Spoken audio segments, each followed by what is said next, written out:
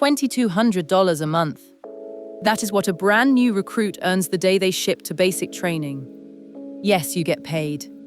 From the very first day. And there's a quirk in that number the recruiter tends to breeze right past.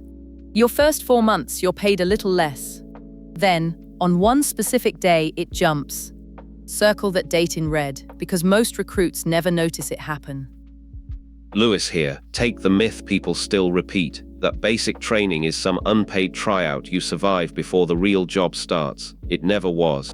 You start at the E1 rank, on full active duty pay, the moment you sign in at reception. I'm Liam, and I'll just ask the thing everyone actually types into the search bar. How much is E1 pay in real dollars? New to range, new to it depends, the number. $2,225.70. That's the 2026 rate for a first month's E1. Hey, I'm Maya, and picture a 19-year-old who has never held more than a part-time paycheck. The day they ship, the military starts paying them twice a month, on the 1st and the 15th, with a roof over their head, 3 meals a day, and full healthcare already covered. For a lot of these kids, that is the most financial stability they have ever had in their life. Okay, but here's what breaks my brain. If they're being paid, when do they actually spend any of it? They don't. That's the twist. No wallet at basic, no online shopping, barely a vending machine. So the money mostly just piles up, untouched, while you march. So here's the exact question we're settling today, straight from the comments. Do you actually get paid in basic training, and how much do you take home? We put a free military pay calculator and a plain English basic training pay guide over at military.professorerica.com, so you can run your own numbers while we walk the real ones. Start with how much exactly.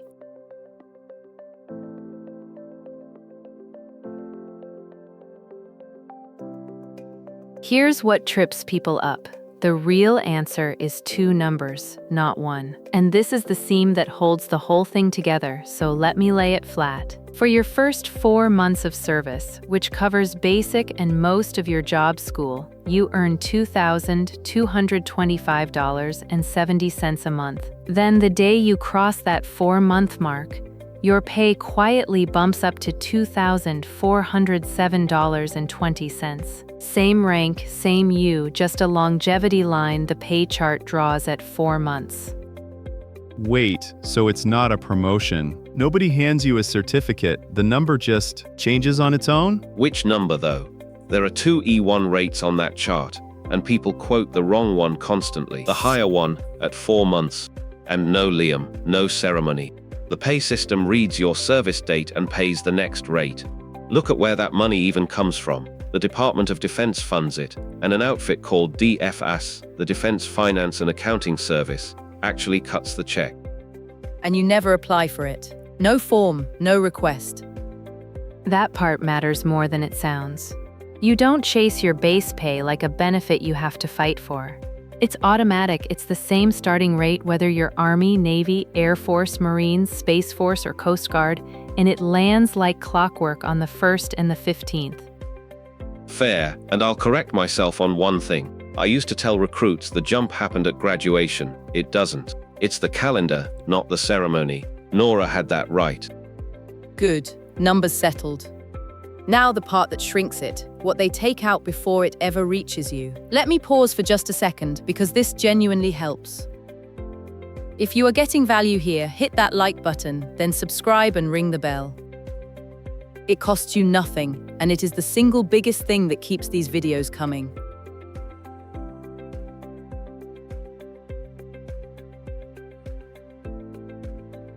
$2,200 goes in, but less than that lands, and it's complicated, don't worry about it, is my least favorite answer in the world. So walk me through it. What actually gets pulled out of a recruit's check? Fair. Here's the gap, 1 line at a time. Let me put the real receipt on the board, because a number you can't see makes people anxious, and it shouldn't. Start with the gross $2,225.70, then we subtract each cut.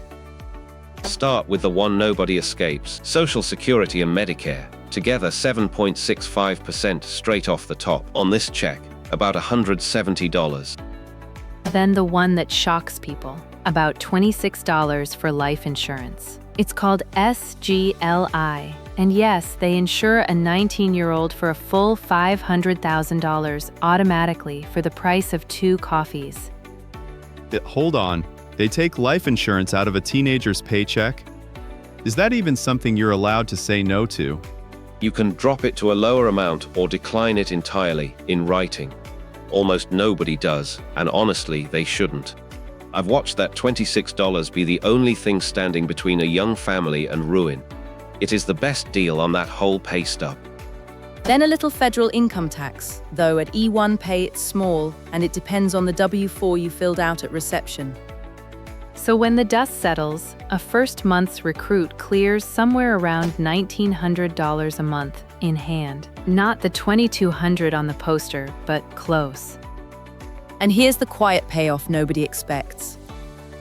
It's clean money you can barely spend, so it just stacks up while you march. Which raises the next real question. When does that first check actually hit?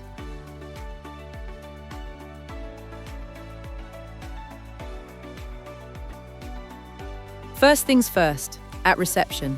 You hand over a bank account, and your pay routes straight to it by direct deposit. No paper checks.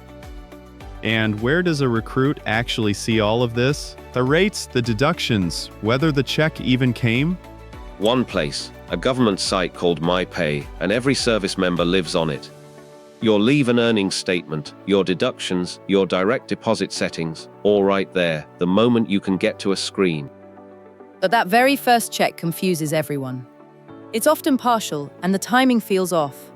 To get this exactly right, we called in someone who reads these pay stubs for a living. Here's what I tell every new recruit and every worried parent. Your first paycheck is almost never a clean, full month. You shipped in the middle of a pay period, so that first deposit only covers the days you'd actually served. It looks small, sometimes strangely small, and people panic. Don't. The system is just catching up to your start date. Hold on. So a parent seeing that tiny deposit should not be calling the finance office in a panic? Exactly, don't. Nothing's broken. After that first partial one, it settles into a rhythm. Half your pay around the 1st, the other half around the 15th, every month. And here's the good news nobody expects. Since you can barely spend a dime in basic, by the time you graduate, there is usually real money, sometimes a couple $1,000s, just sitting there. So the one thing I'd leave every recruit with, don't panic at that first small number. The money is coming, it's just on the military's calendar, not yours. Thanks for having me on. So the boring answer to why is my first check weird is just math on a calendar. That's oddly comforting.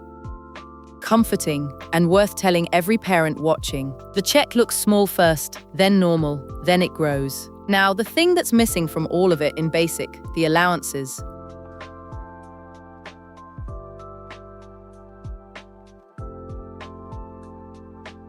Here's one recruits expect and don't get in basic, a housing allowance. No BAH. And the reason is simple. Look at where you actually are. You're single, in the government's eyes, and you're sleeping in a barracks on a training post the government already owns and runs. Housing and food are handed to you directly.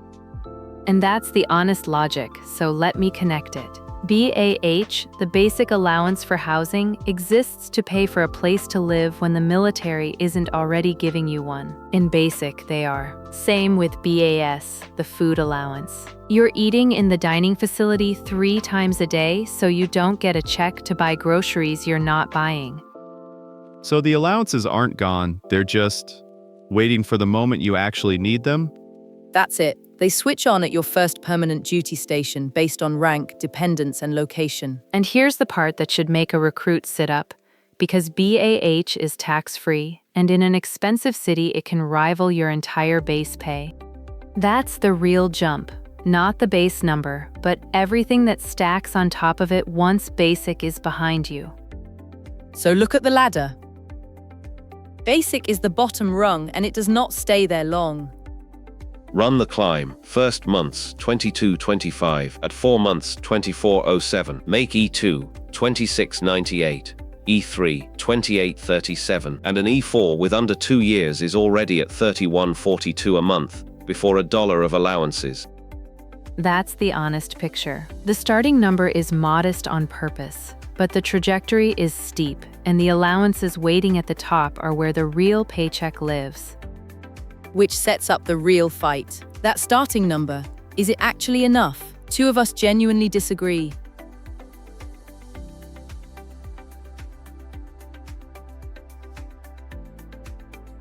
Here's the fork worth arguing, and it's a real one. Maya says a first month's E1 is a genuinely good deal. Lewis says that base number is too thin to lean on. I'll referee, then give you the verdict. Maya, make the case. It's a good deal, and I'll defend that hard. $1,900 in hand, with zero rent, zero grocery bill, zero medical bill, and food 3 times a day. Run that against a 19-year-old working retail who's paying $800 a month just for a room. The E1 keeps almost everything. Add automatic retirement savings and free job training on top. And this is the strongest financial launchpad most of these kids will ever be handed. And that's exactly where I'd push back. You described a single teenager with no dependents. Change one fact. Give that E1 a spouse and a baby, and $1,900 a month is genuinely hard, even with housing later. The cash itself is thin. Nobody should enlist for the paycheck alone. The paycheck is not the reason. Hold there, Maya. Honest question. Who is this genuinely not enough for? A sole breadwinner supporting a family on that E1 rate alone before allowances kick in. I won't pretend that's comfortable. For that person, it's tight, and I'd tell them so to their face. Which is the concession I was after. A fine deal for the single recruit, a strain for the family, and one honest caution, because I won't sell it as pure upside. That 10% savings deposit program people rave about. Combat deployment only. It is not sitting in basic waiting for you. Don't ship expecting it. Hold on though, you're skipping the TSP. It's real from day one. Auto-enrolled at 5%, the government adds a 1% contribution on top, and the full matching phase is in by year 2. Start that clock early, and it's free money the retail job will never offer. Then here's the verdict, and here's what I'd actually tell a recruit. Judge the pay by who you are. If you're a single 18 or 19-year-old, E1 pay is a strong deal. Modest cash, but nearly all of it kept, with housing, food, healthcare, and retirement savings stacked on top. If you're the sole support of a family, go in clear-eyed, because the base number alone is tight until rank and allowances catch up. Either way, don't enlist for the money. Enlist for the path, and let the paycheck, the benefits, and that early retirement head start be the reward that rides along with it. That's the honest answer, and the official numbers back it.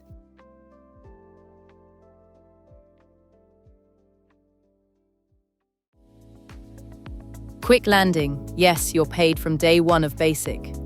In 2026, that's about $2,200 a month for a first month's E1, near $1,900 after taxes and SGLI, paid on the 1st and the 15th, with no BAH or BAS because you're housed and fed. And it climbs fast the moment basic is behind you. The thing I'd underline, keep the SGLI. $26 for $500,000 in coverage is the best line on that pay stub, and I have watched it matter. My takeaway is the one that fixed my own confusion. A weird, tiny first check isn't a mistake. It's just the calendar catching up to your start date. And mine is for the families. That modest number does more than it looks because almost none of it leaks out to rent or food or a doctor's bill. Kept money beats big money. If this cleared up the pay question for you or someone about to ship, hit like. It helps the next recruit find it. Subscribe, and we keep these pay numbers current every single year because they change every January. And the one we honestly can't settle for everyone. Would you tell an 18-year-old that E1 pay is a good deal, or that it's just enough to get started? Tell us below. This is Nora, thanks for watching and signing off.